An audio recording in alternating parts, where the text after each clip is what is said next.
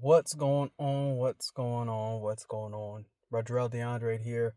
Hope you guys are doing well. And I wanted to get on here quickly, talk about something that's on my spirit because it means a lot to me to encourage positive thinking, forward thinking, things that are not going to hold you back. Matter of fact, it should propel you to get to your next level in a safe and timely fashion.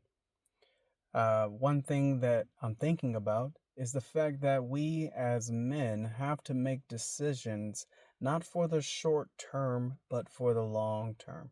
We can't think about what's going to satisfy us in the moment. And this might not be the popular opinion, but from my experience, and this is purely anecdotal, so you don't have to be too harsh on me, but it seems to be that women typically like the things that are flashy. Women typically like the things that makes them feel good in the now, and that's totally fine if we're gonna be upfront about that. However, as a man, we can't just be wooed or wowed about what's in front of us, about what's gonna make us feel good today. That goes for having, let's be frank about it, discipline with your Johnson, being disciplined with your Johnson, but also being disciplined with your finances.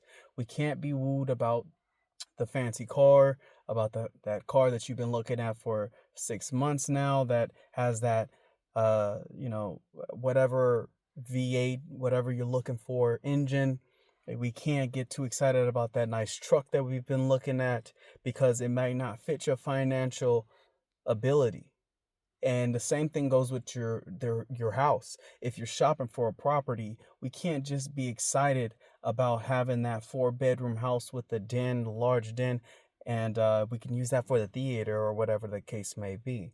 We can't. We have to consider what is good for the financial benefit of the future and not just this current moment in time and how it makes us feel good. And I know that it's very difficult for folks to just move on the fact that um, it's hard for folks to not move on the fact that their wives may want that fancy house, but we have to be geared and centered on what makes sense overall so that way we don't find ourselves leading our families into poor decision making situations. For example, if you know that you can buy a $1 million property, right?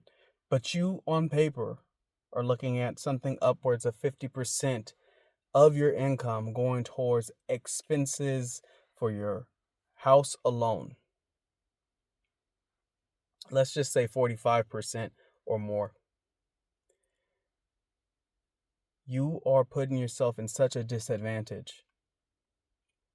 And it's just a numbers game. It's not to take it any personal. I'm just trying to steer you in a direction that makes the financial the I'm not trying to tell you which way to go, but I really don't want anybody that I know putting themselves into a financial stronghold. Why would I encourage that? Why would I encourage the next person that I deem to be important in my life to be stuck in a situation where they can't get out of? So, what would I encourage you to do? Stay as close to the David Ramsey rule as possible. He's talking about 25% of your income should be your mortgage. Even if it was 30, you're in much better shape than 80, 90% of America. Because 90% of America doesn't even have the ability to save. And with you only spending 30% of your income on your household, you have a significantly higher chance of saving your money so that way you don't have to have struggle months. And so, with that being said, I'm encouraging folks that are in this sphere to focus on ways that you can limit your exposure to financial pitfalls by not being satisfied about your moment of um, weakness. And that moment of weakness could be something as innocent as a guilty pleasure.